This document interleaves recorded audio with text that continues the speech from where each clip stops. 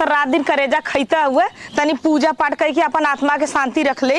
और नहीं तो बुढ़िया संजा सवेरे मेघा मतीन टर टर टर टर तक करता बाटे। अब बुढ़िया जाए भगवान बुढ़िया के नहीं तो मऊ बियौले हुए तो पहले पूजा पाठ कर ले तब ओकरे बाद बुढ़िया के हम खबर ले।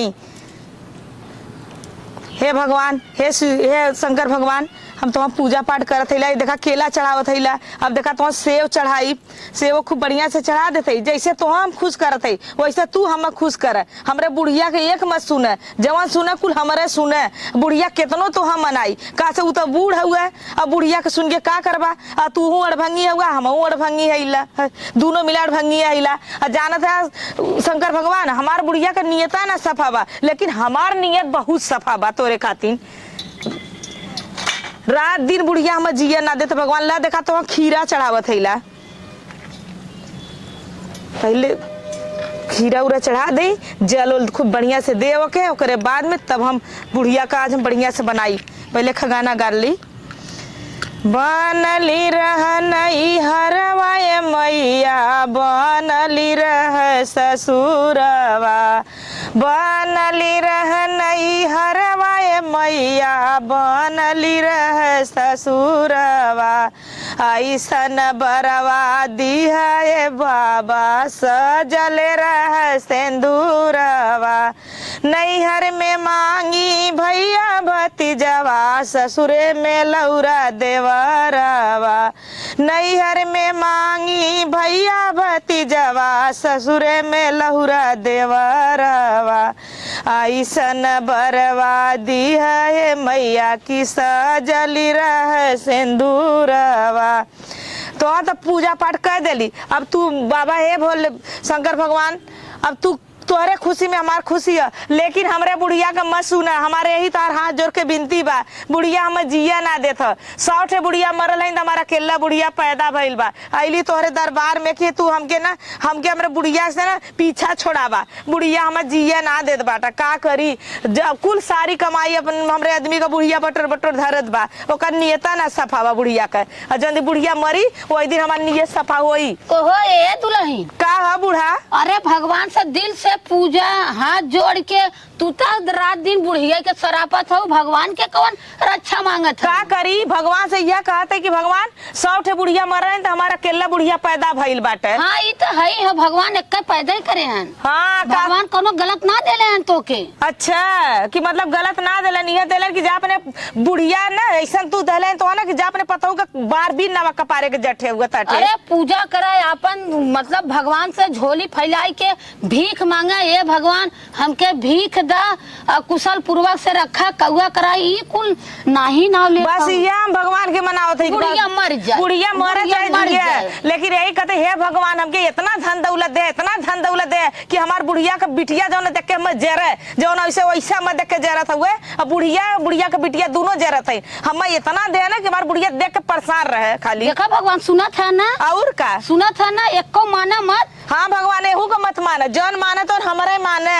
भगवान देखा था सबकर। हम केला खियावत है भगवान हमार सुने एकर मत सुने। पूरी खियावा कनी कैसे कहावत कहले है ना पूरी मिठाई शिव के मसहू न भावे पान धतूरा कहाँ पाई बहो शिव मानत नहीं। सही कहलू अम्मा वैसा तो अके कहाँ से छील के पेड़ा खियाई कि तू तार मुँह सोच होई। अरे भगवान के लगे रक्षा करे हो तू गिनती कैले हो तू खाली वह जरन बुढ़िया के नहीं रात बुढ़िया के हमेशा जब देखा तब झगड़ा जब देखा तब झगड़ा करलू हम तो से उबिया गेली बस अली भगवान के ये मनावत है कि भगवान बुढ़िया से हमारी बस रास्ता क्लियर करवावा हमारे आदमी का सारी कमाई बुढ़िया ले लेता कुल भगवान तब कहे इनकर कहना हो कि बुढ़िया के मुँह दे।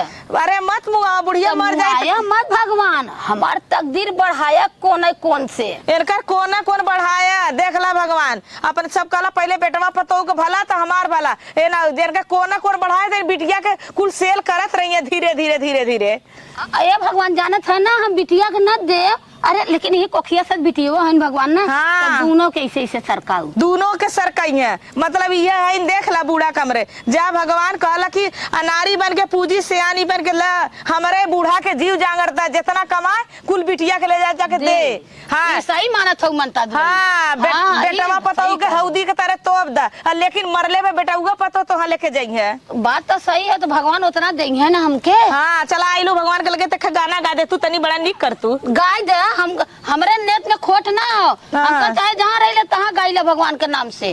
तू कहा गइल हम चला खगाओ थे गवावा। चला। जय भोले भंडारी बाबा, जय भोले भंडारी, पूजा दुनिया सारी बाबा, पूजा दुनिया सारी, कवन तपेसन गौरा किए हैं, उनको जगह अपने बगल दिया है। जय भोले भंडारी बाबा, जय भोले भंडारी, पूजा दुनिया सारी बाबा, पूजा दुनिया सारी, कवन तपेसन नाग किए हैं, उनको शरण अपने गले में दिए हैं। जय भोले भंडारी बाबा, जय भोले भंडारी, पूजा दुनिया सारी बाबा, पूजा दुनिया सारी, कवन तपेसन गंगा किए हैं, उनको शरण अपने जूड़ा में दिए हैं। जय भंडारी बाबा, जय भोले भंडारी, पूजा दुनिया सारी बाबा, पूजे दुनिया सारी। चल अब हम गा बैली भगवान के। तो हम ना गाय का? हाँ गौलू है ता आइलू गौली है तो मैं कढ़ा देलू है। तो का करब? देख ले भगवान भोले बाबा सुना, अब बूढ़ा ना गौले है ना, बूढ़ा से केदा किले गाँव अब हम चला भगवान ना गाय है। जा हम जात है अपन हालत तब जाए भगवान, भूल चूल का माफ करा, हम चढ़ाई के जात है, हमार जैसन हम करब हमरे आगे। हाँ तोहर नियत तोरे लगे हमार नियत बोले बाबा हम जात है।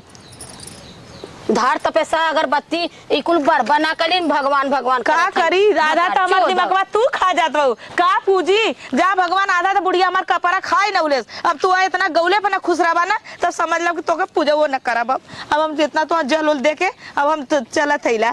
ठीक है बाबा, लेकिन ख्याल करिए हमार भुलाया मत।